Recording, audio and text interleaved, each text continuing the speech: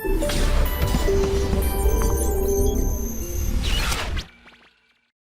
To all our students of Motion Education private limited. My name is Gaurav Singh Jhala और आज हम जा रहे हैं एनटीसी स्टेज 2 की शुरुआत करने for the social science subject. Social science subject के अंदर एनटीसी स्टेज 2 की क्या वैल्यू है, इस चीज़ को हम इसी से समझ सकते हैं कि स्टेज 1 के अंदर कितना ज़्यादा इंपॉर्टेंस सोशल साइंस का होता है। स्टेज 1 में 40 क्वेश्चंस होते हैं और जब आप स्टेज 2 के लिए जाते हैं तो स्टेज 2 का पैटर्न का लेवल स्टेज 1 से बहुत ज़्यादा डिफरेंट होता है और बहुत टफ होता है।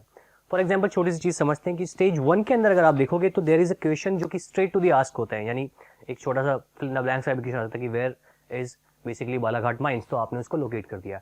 But on the same note when you clear NTC stage 1 और जब आप स्टेज 2 में जाते हो तो स्टेज 2 में जो लेवल है क्वेश्चंस का बहुत हाई हो जाता है। वन यहाँ की बेसिकली अगर समझे तो वहाँ आपको straight to the ask questions मिलेंगे ही नहीं, आपको स्टेटमेंट्स के क्वेश्चंस मिलेंगे, आपको स्टेटमेंट एंड कंक्लूजन्स के क्वेश्चन मिलेंगे, आपको लॉजिकल डिडक्शन करना पड़ेगा कि जो स्टेटमेंट्स गिवन है वो सही है या नहीं है। ठीक है, वो सही है, उनकी एप्रोप्रिएट प्रॉपर्टी जो कंक्लूजन दे रही है वो सही है या उसका अजम्पशन बिल्कुल डिफरेंट है। तो there should be a different level, different pattern of examination when you are enter in the stage 2 examination.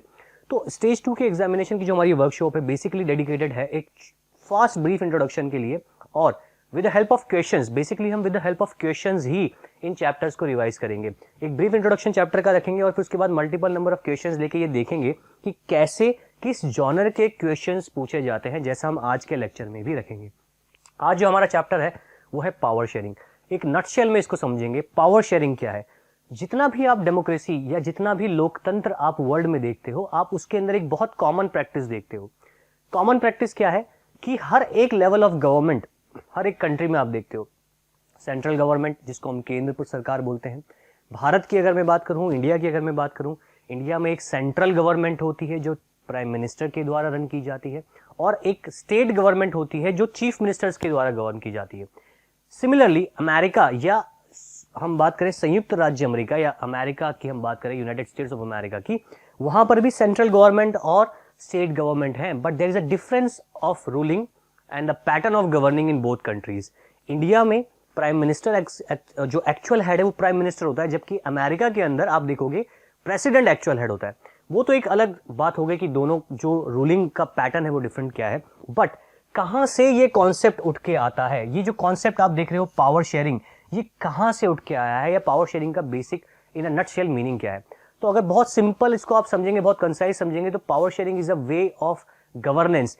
किसी भी कंट्री में गवर्नमेंट को रन करने के लिए एक सिस्टमैटिक एक सिस्टम डेवलप किया गया है जिसमें पावर को हर एक इंटरमीडिएटरी लेवल, हर एक सोशल ग्रुप, हर एक एथनिक ग्रुप, हर एक ग्रुप या जो उस कंट्री की डिफरेंट फिजिकल प्रॉपर्टी है या उसकी कल्चरल प्रॉपर्टी है, उसको ध्यान में रखते हुए हर एक वर्ग को बराबर का योगदान दिया गया है सरकार चलाने में। चलिए एक बहुत इंटरेस्टिंग सा एग्जांपल लेते हैं। हमारे यहाँ आप कॉन्स्टिट्यूशन देखते हो, कॉन्स्टिट्यूशन में आपको फंडामेंटल राइट्स मिले हैं। आपको कॉन्स्टिट्यूशन में बताया गया कि कुछ ऐसी जातियां, पिछड़ी जातियां हैं जिनके लिए रिजर्वेशन का प्रावधान है ताकि उनका बराबरी से रिप्रेजेंटेशन हो सरकार में, सेवाओं में या इकोनॉमिक, सोशल और हम बात करें पॉलिटिकल डेवलपमेंट में। किसी भी कंट्री में रहने के लिए हमें क्या चाहिए?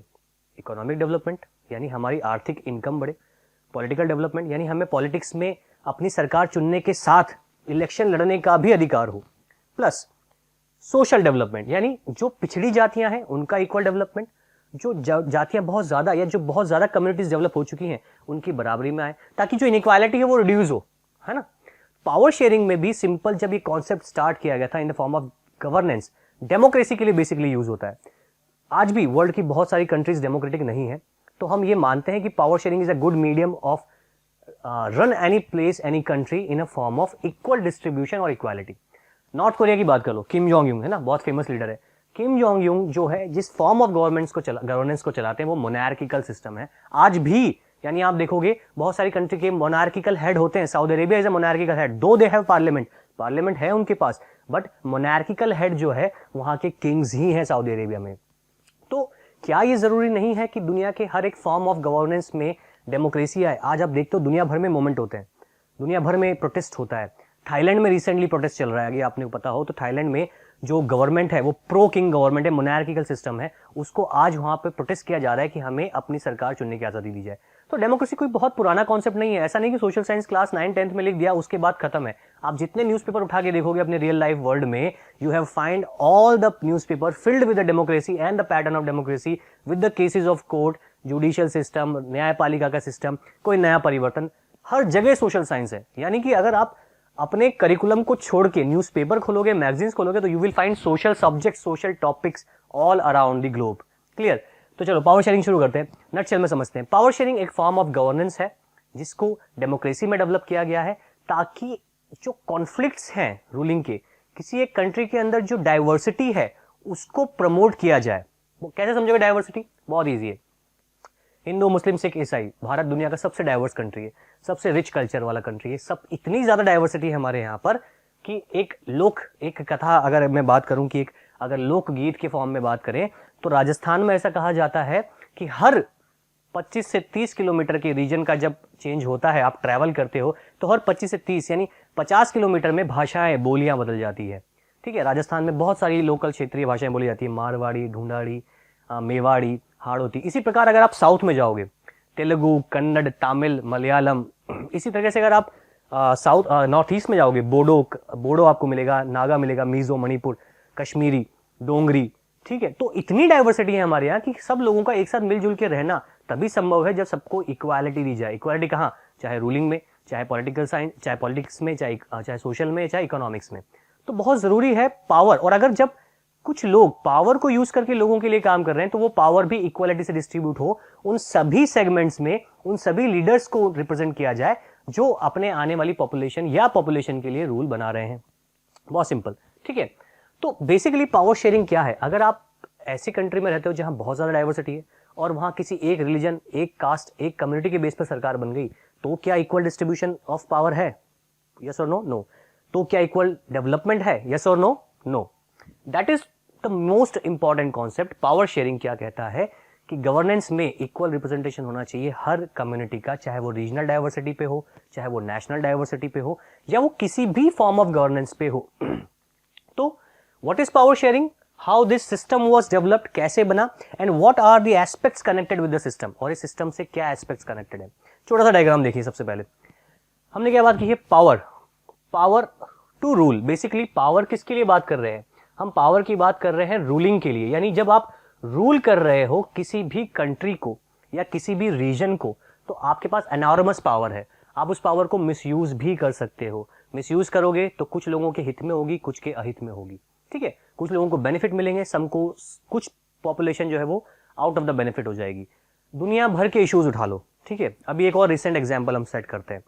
म्यांमार में 2 साल पहले रोहिंग्या इश्यूज हुआ था। ठीक है, रोहिंग्या मुस्लिम्स का इशू हुआ था कि जो मेजॉरिटी ऑफ पॉपुलेशन है म्यांमार में, दे परफॉर्म बुद्धिज्म को मानते हैं, और जो बची हुई पॉपुलेशन है एडजेसेंट टू बांग्लादेश के एडजेसेंट और हमारे जो नॉर्थ ईस्ट स्टेट्स हैं उनके एडजेसेंट, वहां पर जो मुस्लिम पॉपुलेशन है वो मुस्लिम रिलीजन को मानती है, but they have Myanmari descendant, Myanmar नस्ल के ही हैं लेकिन मुस्लिम रिलीजन को मानते हैं। बहुत लंबा माइग्रेशन, एक फोर्स हुआ वहां से, सरकार ने जो है प्रो बुद्धिज्म चीजें की और प्रो बुद्धिज्म को जो है वो डिप्लॉय करने की कोशिश की। तो कम से कम 2.5 से 3 लाख रोहिंग्या रिफ्यूजीज, शरणार्थी बांग्लादेश में आए, प्लस लगभग 1 लाख जो ये म्यांमार जो शरणार्थी वो भारत में आके उन्होंने शरण ली। दुनिया भर में ये एग्जाम्पल हम आज भी देखते हैं। 2 साल 3 साल पहले जाएं तो आपने सुना होगा कि इराक और सीरिया से जो बहुत सारा माइग्रेशन हुआ था, जर्मनी में हुआ, यूरोपियन कंट्रीज में हुआ, आज भी देख रहे हैं। क्यों देख रहे हैं? कहीं ना कहीं उन कंट्रीज में जो पावर को रूल करने का पैटर्न है वो डिस्ट्रीब्यूशन या पावर शेयरिंग के कॉन्सेप्ट पे नहीं चलता है। वहां मेजॉरिटी पॉपुलेशन, चाहे वो रिलीजन पे हो, चाहे कास्ट पे हो, चाहे एथेंसिटी पे हो, नस्ल पे हो, वो वहां डोमिनेट कर रही है। बिल्कुल सिंपल वे में इसको समझो, मेजॉरिटी माइनॉरिटी से कनेक्ट करके चलो। ठीक है, नाउ तो पावर डिस्ट्रीब्यूशन हर लेवल पे करना है, ये तो पावर शेयरिंग का कोर कॉन्सेप्ट है। इसको आगे हम देखेंगे कैसे कैसे लेवल पे डिस्ट्रीब्यूट होता है। नाउ 2 केस स्टडीज लेते हैं इसमें। एक केस स्टडीज में आती है आपकी बेल्जियम और एक आती है श्रीलंका। सबसे पहले बात करेंगे बेल्जियम की। बेल्जियम एक छोटी सी कंट्री है, शायद इतनी छोटी कंट्री है जितना हमारे यहाँ एक हरियाणा का स्टेट या हमारे जो छोटे स्टेट्स हैं लाइक पंजाब, हरियाणा, राजस्थान। हमारे इंडिया में कुछ स्टेट्स इतने बड़े हैं जिनका कंबाइंड एरिया भी यूरोपियन कंट्रीज के 2 या 3 जो कंट्री है उनके बराबर होगा। तो सिमिलरली हरियाणा की जो हम बात कर रहे हैं, हरियाणा का एरिया के बराबर इस कंट्री का एरिया है, यूरोपियन कंट्री है। आज के फॉर्म में तो बहुत डेवलप्ड कंट्री है बेल्जियम, लेकिन बेल्जियम में एथेंसिटी डिफरेंस है। अब ध्यान रखो पावर शेयरिंग कॉन्सेप्ट कैसे जोड़ रहे हैं। एथेंसिटी, 2 नस्ल के लोग मूलतः यहां बसे हुए हैं, डच एंड फ्रेंच। डच और फ्रेंच, फ्रेंच भाषी और डच भाषी, कभी ना कभी इनका इन 19th सेंचुरी माइग्रेशन हुआ होगा इन एरियाज में और ये यहाँ पर सेटल हो गए, चाहे हम फ्रांस से बात करें चाहे हम डच से बात करें। और यहाँ सेटल होने के बाद ये दो नस्ल के मूल रूप से लोग रहते हैं। जैसे भारत में हम क्या कहते हैं, majority religion Hinduism, then second minority biggest religion is आप बात करेंगे मुस्लिम, देन सिख, देन ईसाई, देन बौद्ध, then Parsi. There are numerous level of religion we have in India. Now अब बेल्जियम एक छोटी सी कंट्री है, ये स्टैटिस्टिक्स आपको याद रखने हैं क्योंकि ये स्टैटिस्टिक्स क्वेश्चन में एज इट इज आते हैं। मैं क्वेश्चंस का एग्जांपल दूंगा, ठीक है। बॉर्डर किसके साथ है, France, Netherlands, Germany outside border, and Luxembourg. Luxembourg एक बहुत डेवलप कंट्री है, अगर आज मैं बात करूं हाई ह्यूमन डेवलपमेंट बहुत हाई है लग्जमबर्ग का। Now it has an population of little over 1 crore, 1 crore की पॉपुलेशन है, and the half of the population of Haryana. Now ethnic, ये वर्ड आपको ध्यान रखना है, एथनिक क्या होता है। एथनिक जैसा मैंने बताया हिंदू, मुस्लिम, सिख, ईसाई, ये तो रिलीजन हो गया। Ethnic, I am Kannada, you are Telugu, I am Tamil, you are Rajasthani, he is particular Gujarati, वो कश्मीरी, ये पहाड़ी, देन ये नॉर्थ ईस्टर्न, ये नागा है, ये मिजो है, ये मणिपुर है। ये एथेंसिटी नस्ल के आधार पर, अगर आपके कल्चरल वैल्यूज डिफरेंट है, सोशल वैल्यूज डिफरेंट है, आपकी लैंग्वेज डिफरेंट है, आपके डिफरेंट सॉर्ट ऑफ जो एग्जाम्पल्स है वो डिफरेंट है, तो वो एथेंसिटी में वो चीज जाती है। एथेंसिटी या एथनिक के अंदर हम उसको बोलते हैं।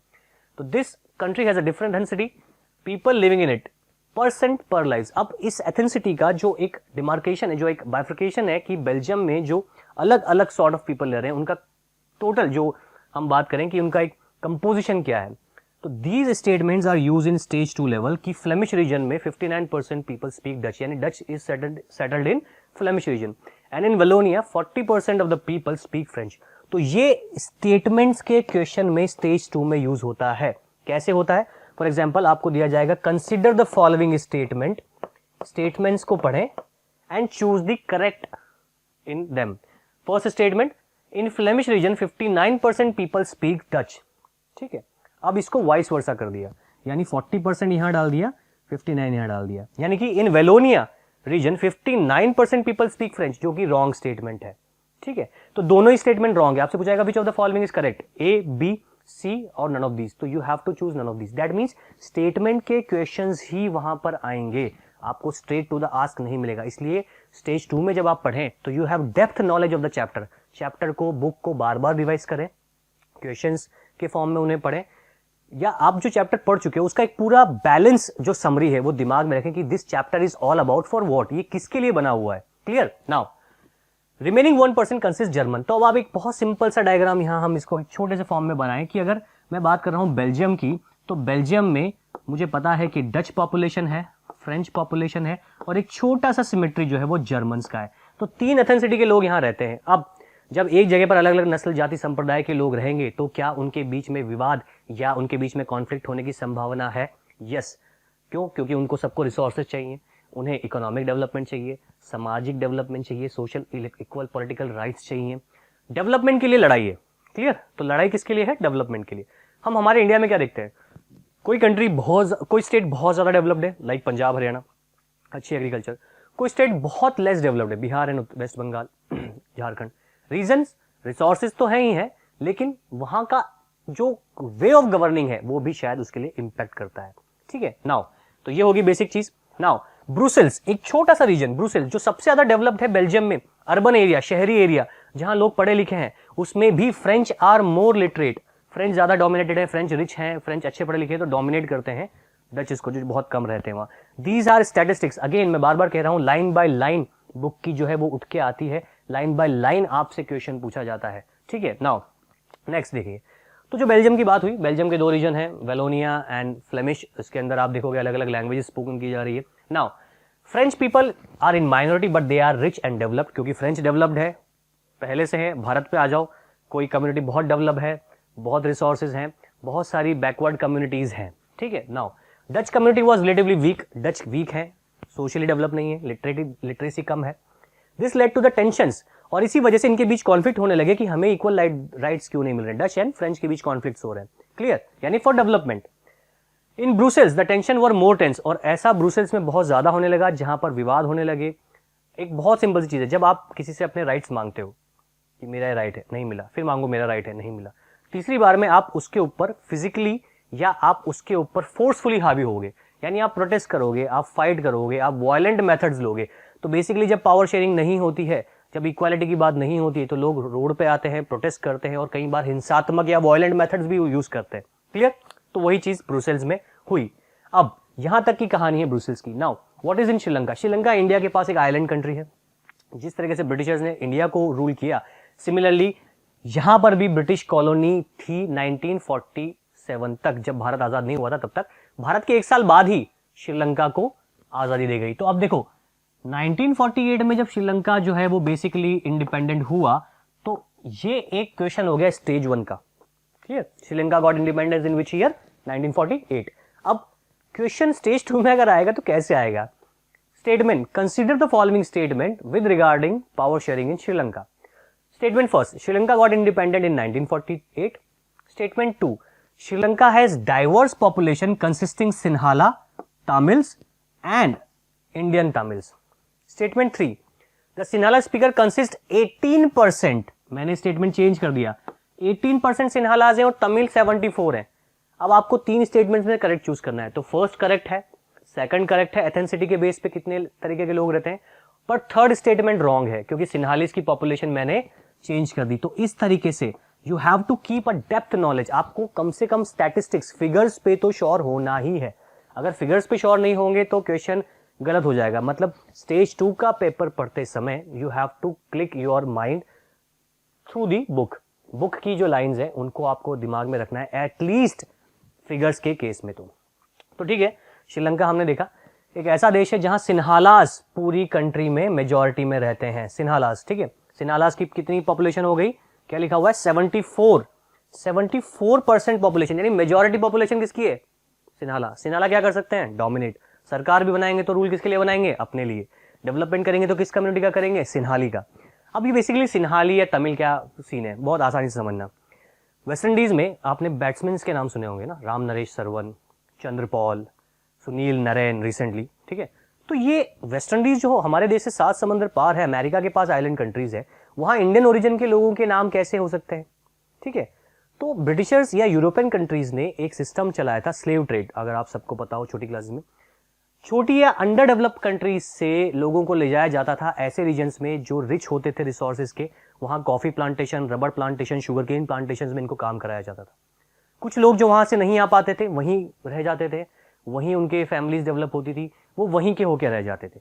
इस तरीके के लोग इंडेंचर्ड लेबर यानी बंधुआ मजदूरी के तहत या कॉन्ट्रेक्चुअल, इंडेंचर्ड लेबर मींस एक कॉन्ट्रैक्ट के तहत जाते हैं किसी जगह पर और वहीं के होके रह जाते हैं। फिजी, इंडोनेशिया, मलेशिया, ये जो कंट्रीज हैं आइलैंड कंट्रीज, ज्यादातर यहीं पर आप इनको देखने को मिलेगा। West Indies. तो इस तरीके से पहले इंडिया से, तमिलनाडु से कुछ लोगों को ब्रिटिशर्स लेके गए थे श्रीलंका में कॉफी या प्लांटेशंस में काम कराने, वो वहीं होके रह गए, तो वो इंडियन तमिलियंस हो गए। कुछ तमिलियंस जो बहुत साल 400-500 साल पहले से वहां सेटल थे due to the era of kings, of Tamil kings and Kerala kings, Chola Pandya के समय, वो पहले से वहां रहते थे, but they are by ethnicity, by language spoken they are Tamils. तो बेसिकली तमिल्स की जो पॉपुलेशन है वो 18% थी, बट इन तमिल्स में से जो श्रीलंकन तमिल्स हैं जो वहां 250-300 साल से रह रहे थे वो 13% और 5% इंडियन तमिलियंस जो कि 19th सेंचुरी में गए। इसके अलावा मेजॉरिटी जो नस्ल जो है वहां पर वो सिन्हाली कम्युनिटी के लोग रहते थे। ठीक है, बिल्कुल जैसे आप मैंने बताया इंडिया में कनेक्ट करो कि साउथ इंडिया और नॉर्थ इंडिया या नॉर्थ ईस्ट या फिर श्रीनगर के केस में। नाउ ये कंपोजिशन याद रखना है, ठीक है। सिन्हालीस जो रिलीजन फॉलो करते थे वो बेसिकली बुद्धिस्ट था, यानी बुद्ध धर्म को मानते थे। तो मेजॉरिटी रिलीजन क्या हो गया श्रीलंका में? श्रीलंका में मेजॉरिटी रिलीजन हो गया बुद्धिस्ट, ठीक है। अब देखो जो ग्रीन शेडेड एरिया है वो दिखा रहा है कि सिन्हालीस कितने एरिया में कंट्री में फैले हुए हैं। This is a new map, ठीक है। जो ऑरेंज शेडेड एरियाज दिखा रखा है वो बता रहा है जहां पर तमिलियंस को रेस्ट्रिक्ट कर दिया गया या वो वहीं बसे हुए हैं इन नॉर्थ ईस्ट और north eastern part of Sri Lanka के। क्लियर? तो आप क्या देख रहे हो कि एक ऐसा अरेंजमेंट एक कंट्री में हो गया जहां एक कम्युनिटी बहुत ज्यादा पॉपुलेशन वाइज है, उनके सोशल इंटरेस्ट या उनके जो कल्चरल इंटरेस्ट है उनको ज्यादा इंपॉर्टेंस दी जा रही है, जबकि बाकी कम्युनिटीज को कम दी जा रही है। ठीक है। बुद्धिस्ट के बाद जो लोग बचे तमिलियंस, उनका रिलीजन मेजॉरिटी में हिंदू या मुस्लिम्स है। एंड उसके अलावा जो 7% लोग बचते हैं, चाहे वो सिन्हालीज या हम बात करें तमिल स्पीकर्स है, उनका रिलीजन क्रिश्चियन है। कई बार क्रिश्चियनिटी जो है वो ज्यादा प्रमोट हो गई और वो वहां पर उन्होंने उसको डेवलप अपने आप में ले लिया। बेसिकली क्या, बहुत एक छोटा सा लॉजिक समझो। रिलीजन्स में कई बार कॉन्फ्लिक्ट्स होते हैं, हम पूरी दुनिया में देखते हैं। इसको कोई ऐसा कॉन्सेप्ट नहीं है जिसको डर के समझना है या ऐसा बात क्वेश्चन नहीं बताना, अरे सर ऐसा क्या बता दिया आपने धर्म के बारे में बात नहीं। बहुत सिंपल समझो, दुनिया भर में बहुत तरह के धर्म है, बहुत तरह की आइडियोलॉजीज है। तो किसी कंट्री में अगर कोई रिलीजन मेजोरिटी में है और वहाँ बहुत सारे रिलीजन है तो बहुत नेचुरल है कॉन्फ्लिक्ट हो। केवल रिलीजन में नहीं होता है, ये कास्ट में भी होता है। हम इंडिया में की बात करें तो इंडिया में इतनी सारी कास्ट हैं, इतनी कम्युनिटीज हैं कि इंटरमीडिएटरी भी कॉन्फ्लिक्ट्स होते हैं। और वो क्यों होते हैं? सिर्फ 3 पॉइंट्स के लिए, सोशल, इकोनॉमिकल और पॉलिटिकल राइट्स के लिए। क्लियर? वही दिमाग में बिठा के रखो, पूरी सोशल साइंस में यही चलता है, पॉलिटिकल साइंस में ना। तो इन सभी को वो सब चाहिए था, क्या? Social rights, economical rights and political rights. अब देखो क्या हुआ, जैसे ही श्रीलंका आज़ाद हुआ, श्रीलंका की आज़ादी के बाद वहाँ जो गवर्नमेंट बनाई वो बना दी गई सिन्हाला धर्म के आधार पर। यानी 1948 में जब श्रीलंका आज़ाद हुआ तो मेजॉरिटी बेस पे सरकार बनाई गई, जिसे कहा गया majoritarianism government. Majoritarianism means the government which is based on the majority population of a country, जो किसी देश की मेजॉरिटी की धर्म या उसकी पॉपुलेशन पे बना दी जाए। इंडिया एक बहुत महान देश है। मैं हमेशा कहता हूं कि इंडिया का एग्जाम्पल वर्ल्ड में सबसे बेटर क्यों है। इंडिया में 6 रिलीजन्स हैं, हर रिलीजन का व्यक्ति इंडिया में पिछले 100 सालों से रह रहा है या उससे ज्यादा भी रह रहा है। स्टिल इंडिया के अंदर हम देख रहे हैं कि आज भी बैलेंस है रिलीजन्स में। कॉन्फ्लिक्ट्स हर जगह होते हैं, कहाँ नहीं होते? दुनिया के हर पोर्शन में। अमेरिका में रिसेंटली आपने ब्लैक लाइफ मैटर्स मूवमेंट देखा होगा। आज भी 40-50 साल पहले जो सिविल राइट्स मूवमेंट हुए थे अफ्रीकन अमेरिकन नस्ल के लोगों के बीच में, वो आज भी हो रहे हैं। और वो भी कहाँ? अमेरिका जैसी डेवलप कंट्री में, जो इतने ज्यादा डेवलप्ड हैं, जो इतने ज्यादा टेक्नोलॉजिकली बिल्ड है, वो आज भी नस्ल के ऊपर लड़ रहे हैं। तो बेसिकली इंडिया आप देखो कितना एक डेवलप्ड कंट्री है, जहां आज भी रिलीजन को बैलेंस किया है constitution wise, power sharing wise. तो सिन्हाला ने वो नहीं किया। सिन्हालीज गवर्नमेंट बना दी गई जिन्होंने तमिल्स के इंटरेस्ट, कौन से interest? 3, social, political and economical को डिसरेस्पेक्ट किया। Majoritarianism government based on the majority of population according to the caste, religion या एथेंसिटी। किसी पे भी बेस हो सकती है, ऐसा कोई नेसेसरी नहीं है कि हम एक की ही बात करें। ठीक है? इन्होंने क्या किया? माइनॉरिटीज के इंटरेस्ट को इग्नोर करना शुरू किया। माइनॉरिटीज को basically they don't want to give Tamils any, जिसको बोलते हैं ना कि एक सेकंड लेवल सिटीजन और एक फर्स्ट लेवल सिटीजन, जो अमेरिका में होता था, जो इंडिया में किया जाता था। किनके साथ? भारतीय, जिनकी जमीन पर ब्रिटिश लोग रह रहे हैं, ब्रिटिशर्स सेट हुए हैं हमारे यहाँ के, तो Britishers treat them as a pure civilian and first grade civilian. और इंडियंस जिनकी जमीन पे वो रूल कर रहे हैं, उन्हीं को सेकंड ग्रेड सिटीजन बना दिया जाता था। क्लियर? तो सिन्हालीज के साथ जो तमिल में कॉन्फ्लिक्ट था वो सिमिलर था। तमिलियंस को बिल्कुल नीचे ले जाया जा रहा था, उनके एजुकेशनल, सोशल, हर तरीके के डेवलपमेंट को डिनाई किया जाता है। एक इमेज आप यहाँ देख पा रहे होंगे, Tamil have the rights to self determination, यानी तमिल्स को भी वही चीजें मिलनी चाहिए जो सिन्हालीज को दी जा रही हैं। ये एक प्रोटेस्ट है। डेमोक्रेसी में प्रोटेस्ट एक सबसे बड़ा वेपन होता है अपनी बात रखने का। एक प्रोटेस्ट होता है वॉयलेंट, गांधी जी वाला पैटर्न होता है नॉन वॉयलेंट, एक होता है वॉयलेंट। जब वॉयलेंट हो जाता है तो कई बार क्रश करना पड़ता है, कई बार नॉन वायलेंट होते हैं जो सरकार के अगेंस्ट, उनके डिसीजंस के अगेंस्ट किया जाता है। सिमिलर एक पैटर्न है। एक कैरिकेचर देखो नीचे, एक ये जो आप लोगो देख रहे हो, ये सिन्हालीज, ये आपने श्रीलंकन फ्लैग पे भी देखा होगा। हाफ जो बॉडी पोस्चर है वो रिजेंबल्स लाइक लॉयन की बॉडी, और आगे जो है लॉयन का मुंह होता है। Shape is like basically dog और बेटर देन डॉग। तो उसका आप ये देख सकते हो एक सटायर है। वो मुंह से क्या बोल रहा है, क्या उसके मुंह से भाग निकला? सिन्हालीज ओनली, यानी if you want to live in Sri Lanka you have to be Sinhalese, you have to follow Sinhalese culture. Sinhalese बोलो, सिन्हालीज लिखो, सिन्हालीज पढ़ो, सिन्हालीज को ही डेवलप करेंगे। तो ये कैरिकेचर हमेशा एक सटायर होता है डेमोक्रेसी में, पॉलिटिक्स में, राजनीति में। अपने बातों को व्यंग्य के तरीके से दिखाया जाता है। तो लंकर्स कमीशन, ये जो लंकर्स कमीशन था, उन्होंने फिक्स कर दिया था कि सिन्हालीज ही देश का ऑफिशियल जो पार्टी है वो होगा, और ये जिस धर्म को मानता है वो श्रीलंका का नेशनल धर्म है। क्या भारत का कोई नेशनल रिलीजन है? ये क्वेश्चन है मेरा आपसे कि क्या इंडिया का कोई नेशनल रिलीजन है? No, India is a secular country. India का कोई नेशनल या देश के अनुसार कोई धर्म नहीं है हमारा। ठीक है? Nepal is a Hindu country और उनका ऑफिशियल रिलीजन हिंदू है। श्रीलंका जैसे इन्होंने किया कि बुद्धिज्म को इन्होंने प्रमोट कर दिया। A new constitution stipulated that the state should provide protection and foster Buddhism. Foster means Buddhism को बढ़ावा दिया जाएगा। तो क्या इक्वालिटी हुई तमिल्स के साथ, जो हिंदू रिलीजन को मानते थे या मुस्लिम रिलीजन को मानते थे या क्रिश्चियनिटी को मानते थे? क्या सेक्युलरिज्म उन्होंने अपनाया? नहीं अपनाया। अब देखो, all the policies and planning was developed by Sinhalese government according to their culture and Tamils feel alienated. Book से ही है। ठीक है? क्यों है? ताकि आपको समझ में आए। ऐसी पॉलिसीज बनाई जाने लगी, ऐसी पॉलिसीज फ्रेम की जाने लगी जिससे सिन्हालीज अप होते गए और तमिल्स नीचे आते गए। Now Tamils, the Sri Lankan Tamilians launch parties and struggles. अब जैसा मैंने बताया, जब आपकी चीज़ों को कोई नहीं सुनता है, डेमोक्रेसी में ही आपको राइट टू प्रोटेस्ट है। सरकार तो डेमोक्रेटिक है तो राइट प्रोटेस्ट तो करेंगे ना। जब प्रोटेस्ट शुरू होने लगे, जब पार्टीज बनने लगी तमिल्स की, इनको भी डिसरेस्पेक्ट किया गया, इनको भी क्रश किया गया। धीरे धीरे जब आपने एक नॉन वायलेंट मेथड्स को आप क्रश करने लगे तो एक वायलेंट मेथड वाला सिस्टम शुरू होता है, और फिर जो है सिविल वॉर। बेसिकली इसको आपने दुनिया के हज़ारों कंट्रीज़ के केस में पढ़ा होगा। सिविल वॉर, ऐसा वॉर जो एक देश के अंदर देश के ही आम नागरिक लड़ रहे हैं आपस में अपने इक्वल पॉलिटिकल राइट्स के लिए, सोशल राइट्स के लिए। सिविल वॉर हो गया कहाँ? श्रीलंका में। और जो श्रीलंका कंट्री डेवलप हो रही थी, बहुत तेज़ी से इकोनॉमिक डेवलपमेंट बढ़ रहा था, ह्यूमन डेवलपमेंट बढ़ रहा था, वो नीचे आने लगा। क्यों? बहुत सिंपल सा कॉज है।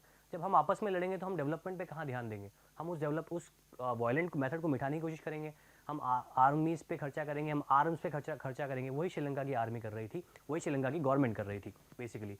तो जब ये प्रोटेस्ट मूवमेंट स्टार्ट हुए तो एक इंडिपेंडेंट रीजन की मांग की गई इस तमिल कम्युनिटी के द्वारा कि we have want a separate state that is Tamil Eelam, यानी हमारी कंट्री में ही 2 एरिया बना दो, तमिल एलम दे दो हमें, नॉर्थ ईस्टर्न पोर्शन हमें पूरा दे दो, हम उसको तमिल एलम के नाम से कहेंगे। एक मूवी आई थी बहुत इंटरेस्टिंग, मद्रास कैफे। नहीं देखी हो तो देखना कभी फ्री टाइम में, एनडीसी स्टेज 2 के बाद।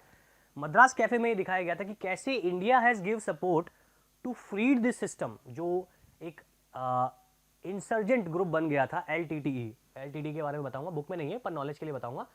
LTTE, liberation of tigers of Tamil Eelam, यानी वो ग्रुप, वो ऑर्गेनाइजेशन जो एक अलग तमिल स्टेट की मांग कर रहा था श्रीलंका के अंदर, जो धीरे धीरे वायलेंट हो गया, इंसर्जेंट हो गया और सिविल वॉर उन्होंने शुरू कर दिया अपने एरिया में। नाइजीरिया में सिविल वॉर है, सोमालिया में सिविल वॉर है। कई बार ये सब इसीलिए डेवलप होता है जब आप एक कम्युनिटी को डिसरेस्पेक्ट करते हो, डिसरिगार्ड करते हो, उसकी नीड्स को, बेसिक नीड्स को ख़त्म कर दिया जाता है। तो सिविल वॉर जो बेल्जियम में नहीं हुआ था अभी तक, श्रीलंका में हो गया। ठीक है, जाफना ये वो जगह जहाँ LTTE का ग्रुप बना।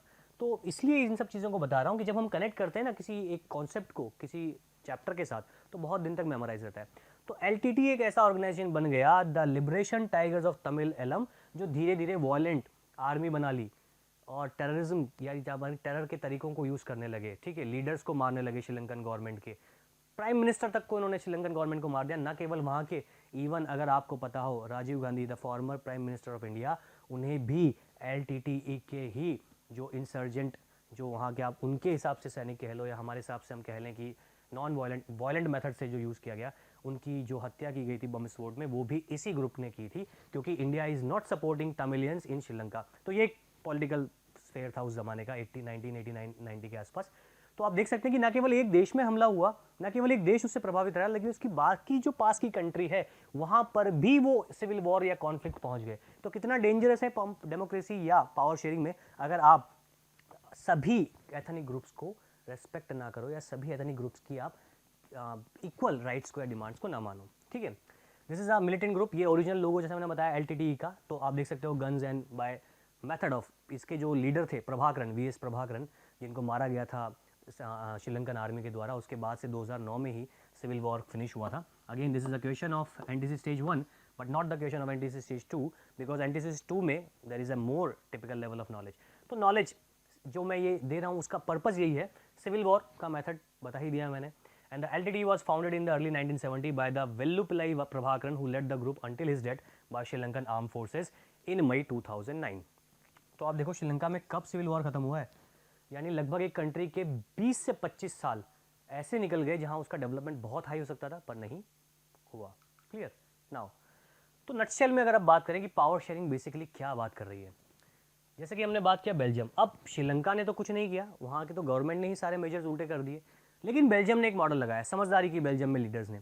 डच और फ्रेंच ने इस बात को समझा और जर्मन्स ने इस बात को समझा कि क्यों ना सबको बराबरी का अधिकार दिया है, पावर को बराबरी से रूल करने का अधिकार दिया जाए।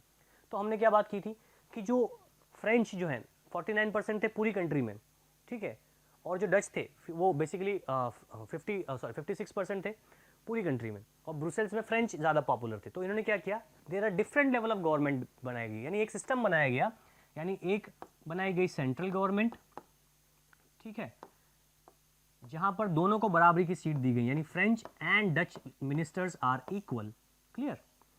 देन एक बनाई गई पूरे कंट्री के इक्वल रिप्रेजेंटेशन, स्टेट्स बनाए गए, इक्वल पार्ट्स किए गए और उनको बोला गया स्टेट गवर्नमेंट। ठीक है, स्टेट गवर्नमेंट में क्या किया गया, स्टेट गवर्नमेंट में भी यही अरेंजमेंट किया गया कि डचेस और फ्रेंच रिप्रेजेंटेशन लीडर्स का स्टेट गवर्नमेंट में जो असेंबलीज हो वहाँ बराबर हो।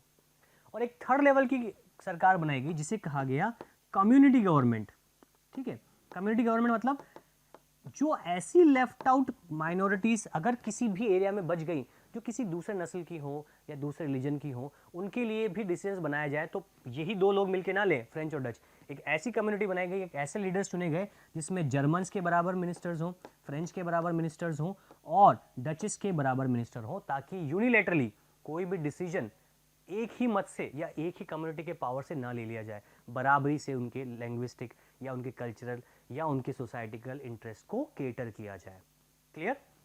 नाउ तो बेसिकली ब्रुसेल्स में क्या किया गया, जहां पर कैपिटल थी ब्रुसेल्स में क्या किया गया, सेंट्रल गवर्नमेंट जो बनाई, जो पूरे बेल्जियम को चलाएगी, उसमें इक्वल रिप्रेजेंटेशन, इक्वल सीट्स दी गई फ्रेंच एंड डच को। सेंट्रल गवर्नमेंट बेसिकली इसको आप कैसे समझ सकते हो, it's a vertical level of power sharing, ये वर्टिकल लेवल है, central, state and community government.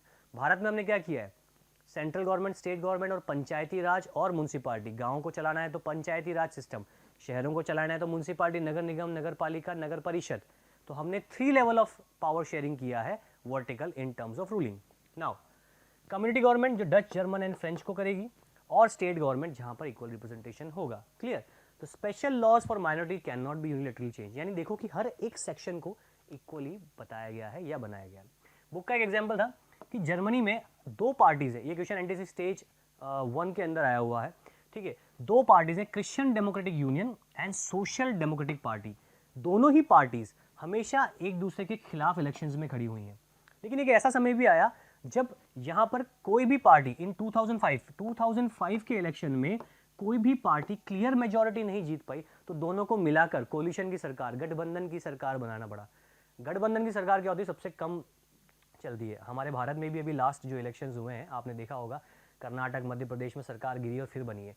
कई बार कोलिशन अगर सरकार इलेक्शन होने के बाद करती हैं 2 पार्टियां, तो वो अनस्टेबल फॉर्म ऑफ गवर्नमेंट होता है, क्योंकि सरकार बनाने के लिए वो किया जाता है। जैसे बीजेपी ने मान लो आप पार्टी के साथ मर्ज कर लिया, या कांग्रेस ने आप पार्टी के साथ मर्ज कर लिया, ठीक है। जब भी मेजॉरिटी सीट्स ना मिले, मेजॉरिटी सीट मतलब जैसे कि पार्लियामेंट में बात करते हैं कि total number of seat is 552, but जो एक्चुअल अभी होल्ड है वो 545 है, ठीक है, और 530 पर हम अभी चल रहे हैं।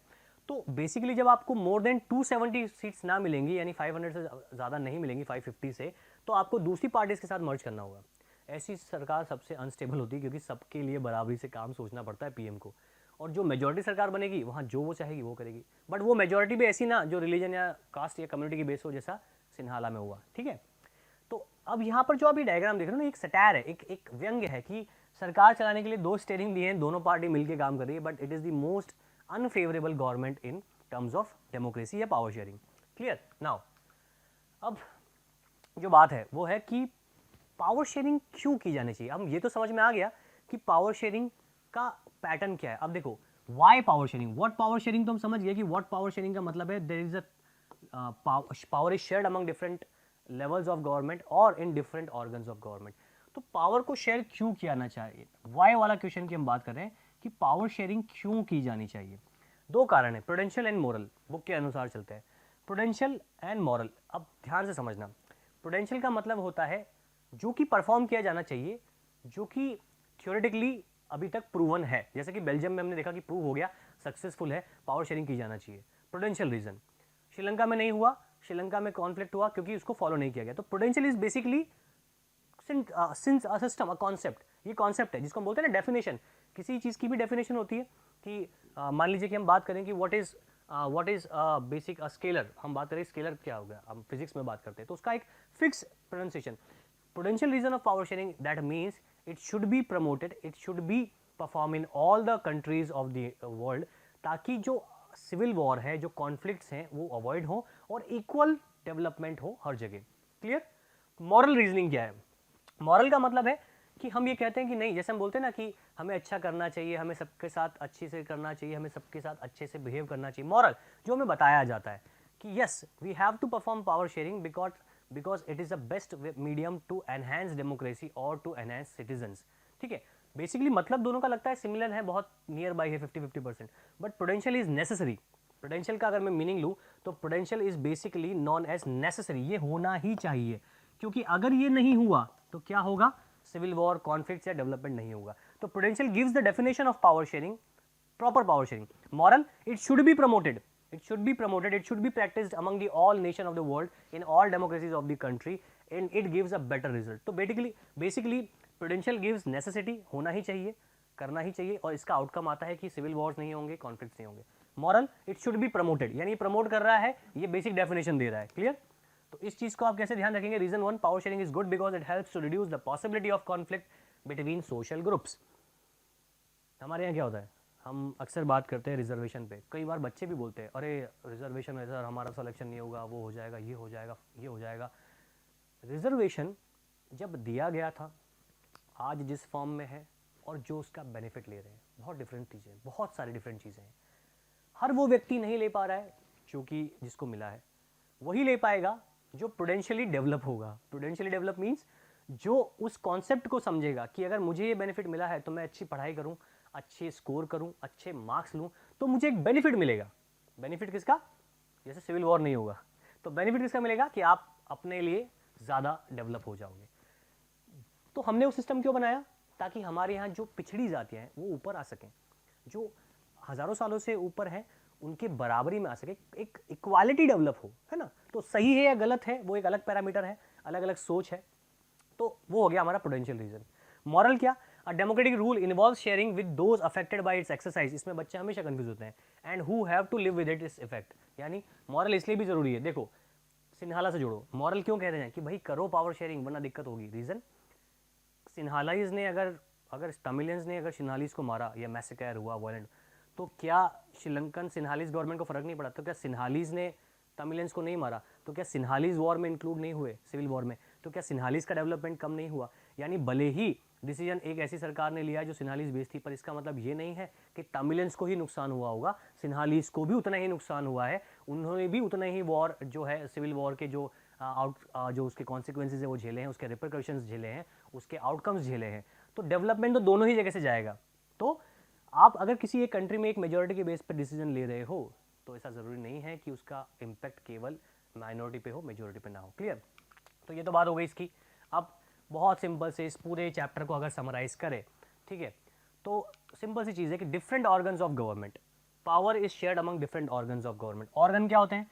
भारत के केस में अगर ऑर्गन की बात करूं तो हमारा जो पार्लियामेंट है, ठीक है, देन हमारी जो जुडिशरी है, और हमारा जो PM, president, prime minister, executives. तो different organs of government, organ मतलब क्या हो गया? Executive, judiciary and legislature. ठीक है, तीनों में बैलेंस है। ऐसा कोई कानून नहीं बनाया जाएगा इंडिया में पार्लियामेंट में पीएम या प्रेसिडेंट द्वारा जो कि ओवर रूल कर जाए बाकी सिटीजन्स के लिए। उस केस में जुडिशरी उस कानून को रद्द कर देती है। ठीक है, पार्लियामेंट अगर ऐसा केस कोई कानून बनाती है जो सही नहीं है तो जुडिशरी उसको रद्द कर देती है। द बैलेंस ऑफ पावर, यानी पावर का बैलेंस है कहां पर? ऑर्गन्स के बीच में। रिमेंबर, ये हम बात कर रहे हैं डेमोक्रेटिक कंट्रीज में। देन तो इसको आप कैसे समझोगे? ऐसे, government of India, legislature, executive, judiciary, horizontal power distribution. Horizontal power distribution है, बैलेंस है। इसके अंदर से इंटरमीडिएट क्वेश्चन आता है कि according to the power sharing which of the following is true? There is a level of government which is known as horizontal power of sharing includes executive, legislature, judiciary। Class 9th को भी जोड़ दो यहाँ, working of institutions को भी जरूरी है, नहीं जोड़ोगे तो लॉजिक नहीं लगेगा। Then different levels of government, इसको अच्छे से समझ चुके हैं हम बेल्जियम मॉडल से, इंडिया के मॉडल से। Different levels of government, that means union government, state government and local level government, जो कि पावर देती है हर एक को अपने अकॉर्डिंग इंडिपेंडेंट रूल करने की। क्लियर? Very clear. तो आप ये दो कंसेप्ट दिमाग में बिठा लेना। पावर शेयरिंग के एंटीथेसिस स्टेज 2 में बहुत सारे क्वेश्चन आते हैं कि levels of government means vertical power sharing and horizontal power means executive, judiciary and legislature. Clear? तो there is a different level of power in each level of government and each organ of government. तीसरा, different communities, power उन communities के साथ भी share होती है जो देश के अंदर स्पेशल रिकॉग्निशन लगते हैं या देश के लिए हजारों सालों से बैठे हैं। हमारे यहाँ क्या होता है, संविधान के 8 शेड्यूल में 22 लैंग्वेजेस हैं जिनको कॉन्स्टिट्यूशनल वैलिडिटी दी गई है। ऐसी लैंग्वेजेस जिनका इतिहास 15 से 1600 साल पुराना है, 2000 साल पुराना है। तमिल, तेलुगु, कन्नड़, बोडो, कश्मीरी, डोंगरी, सिंधी, मैथिली। क्या है, हमने उनकी कल्चरल वैल्यूज़ को इंपॉर्टेंस दी है, हम उनकी कल्चरल वैल्यूज़ को इंपॉर्टेंस दे रहे हैं और आगे बढ़ावा दे रहे हैं। तो हर उस कम्युनिटी का भी पावर में एंजॉय होता है। अगर किसी कम्युनिटी के साथ ऐसा हम मानते हैं कि डिसरेस्पेक्ट होता है, एक एग्जांपल लो क्लास 9 का वर्किंग ऑफ द इंस्टीट्यूशन का, जब अदर बैकवर्ड कम्युनिटी को रिजर्वेशन दिया गया था और भारत की बाकी सभी जो कम्युनिटीज थी, अलग रिलीजन के लोग थे, उन्होंने बोला था कि ये अन्याय है in terms of representation, equal जो सोशल इकोनॉमिक राइट्स होते हैं। तो आपको याद होगी सुप्रीम कोर्ट ने क्या रूल दिया था कि जो अदर बैकवर्ड कम्युनिटीज में क्रीमी लेयर में है, यानी जिनको इकोनॉमिकली बिल्ड हैं, जो खर्चा कर सकते हैं, पढ़ा सकते हैं, उन्हें रिजर्वेशन ना दिया जाए, लेकिन जो इकोनॉमिकली वीक हैं, गरीब वर्ग के ओबीसी हैं, उन्हें पहले इंपॉर्टेंस दी जाए।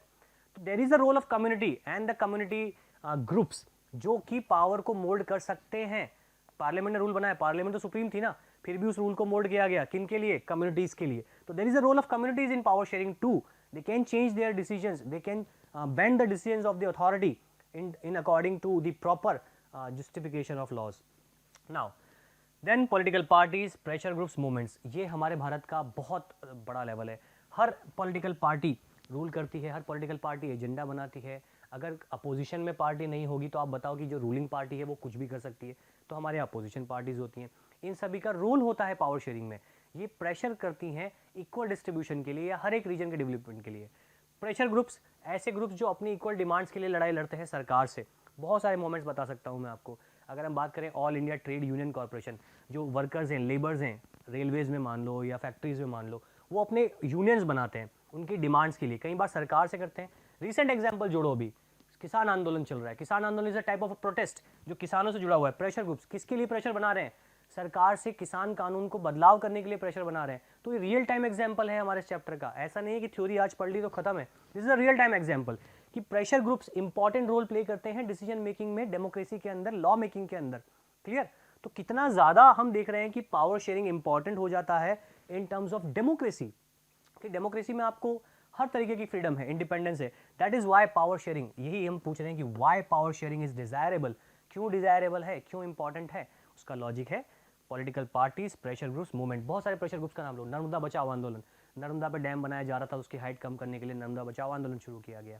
ठीक है, वो एक तरीके का प्रेशर ग्रुप बना। प्रेशर ग्रुप जो सरकार की डिसीजंस के पॉलिसीज को बेंड करने की अपने अकॉर्डिंग कोशिश करते हैं। ठीक है, तो ये थे कुछ जो इस पूरे एक चैप्टर का एक समरी था, एक पूरा एक जो मेन थीसिस आपको याद रखनी है वो इस चैप्टर के अंदर हमने बात की। चाहे वो प्रेशर ग्रुप्स की बात हो, जिस तरीके से वोटिंग राइट्स की बात है, या किसी भी तरीके के एक सिंपल सिस्टमैटिक कंसर्न की हम अगर बात करें। क्वेश्चन लेते हैं एक, ठीक है? क्वेश्चन पढ़िए। क्वेश्चन में क्या दिया जा रहा है आपको समझ में आएगा कि क्वेश्चन आपको क्या बता रहा है। Consider the following statements, consider the following statement with regard of power sharing. Question पढ़ा ध्यान से और उसके क्वेश्चंस को डिकोड करने की कोशिश करें। It reduce conflicts among social groups, ये सोशल ग्रुप्स में कॉन्फ्लिक्ट्स कम करता है क्योंकि पावर जब शेयर होगी तो सबके बेनिफिट के लिए होगी। First point. Second, in democracy power is shared among different levels of government. Different level में शेयर होती है, state government, central government, correct. Then second question, power sharing provides equality among governance, which of the following statements is are oblique correct. कौन सा statement इसमें से सही है? तो फर्स्ट स्टेटमेंट सही है, it reduce conflicts among government, correct. जैसे हमने देखा सिन्हालीज और तमिल के अंदर जहाँ था, जहाँ पावर शेयरिंग शेयर नहीं की, लेकिन डच और जर्मन्स का वो नहीं हुआ। In democracy power is shared among different levels of government, correct है। Central government, state government and local level government. Power sharing provides equality among the governance, power sharing provides equality among the governance, which of the following statement is are correct. Choose करें तो सही statement क्या है? All of these are correct in terms of power sharing. Clear? Next question पढ़े। Which of the following statements are not true. ध्यान रखना, question पढ़ते हुए कभी भी हड़बड़ नहीं करनी, कभी भाग नहीं है। आपसे पूछा जा रहा है नॉट ट्रू, कौन सा सही नहीं है? क्या सही नहीं है? तो पावर शेयरिंग के लिए it ensures equal representation of all people in a country under governance, तो ये स्टेटमेंट सही है, सभी का इक्वल रिप्रेजेंटेशन की बात की जाती है। Next, decisions are not taken unilaterally, unilaterally मतलब कोई भी सरकार मेजोरिटी या रिलीजन के बेस पे या अपने मेजोरिटी में है, फ्रेंच मेजोरिटी में है तो उन्होंने डिसीजन ले लिया, चाहे लागू होना हो, डच पे भी चालू होगा, लागू होगा या सब पे लागू होगा। तो ये भी सही है कि पावर शेयरिंग में ऐसा नहीं होता। Power is shared among different organs of government, ये भी सही है, organs of government, executive, legislature, judiciary. Only minority has more rights than the majority rules, कि ऐसा कोई सिस्टम है जहां माइनॉरिटीज को बढ़ावा देने के लिए माइनॉरिटीज को सारी पावर दे दो, क्योंकि मेजोरिटी तो प्रेशर बनाएगी, तो माइनॉरिटी के पास एक्सट्रीमली पावर होगी, मेजोरिटी नहीं होगी। तो ये स्टेटमेंट रॉन्ग है, तो आपका आंसर क्या हो गया? जो रॉन्ग स्टेटमेंट है। तो मेरे कहने का मतलब यही है कि हमारे इन चैप्टर्स में जो क्वेश्चंस आएंगे, जो एनटीसी स्टेज 2 में जो क्वेश्चन आएंगे, वो सिस्टमैटिक होंगे, थीम बेस्ड होंगे, कॉन्सेप्ट बेस्ड होंगे, लंबे स्टेटमेंट्स के बेस पे होंगे, कंक्लूजन बेस्ड होंगे। तो don't go very hard and rush in selection of the statement. Not पूछा है तो उसको पढ़ के उसी को ध्यान रखना है, ऐसा नहीं है कि नॉट की जगह आपने करेक्ट स्टेटमेंट चूज कर लिए सारे। माइंड को बिल्कुल काम रख के आपको क्वेश्चंस पढ़ने हैं। तो जैसे आज हमने पावर शेयरिंग किया, इससे कुछ और क्वेश्चंस देखेंगे और आगे नेक्स्ट चैप्टर भी हम इसका लेके चलेंगे। तब तक अपनी स्टडीज़ को प्रेफर करें, अपनी स्टडीज़ को अच्छे से करें। Thank you so much and keep study hard and motion के साथ जुड़े रहें। Thank you so much.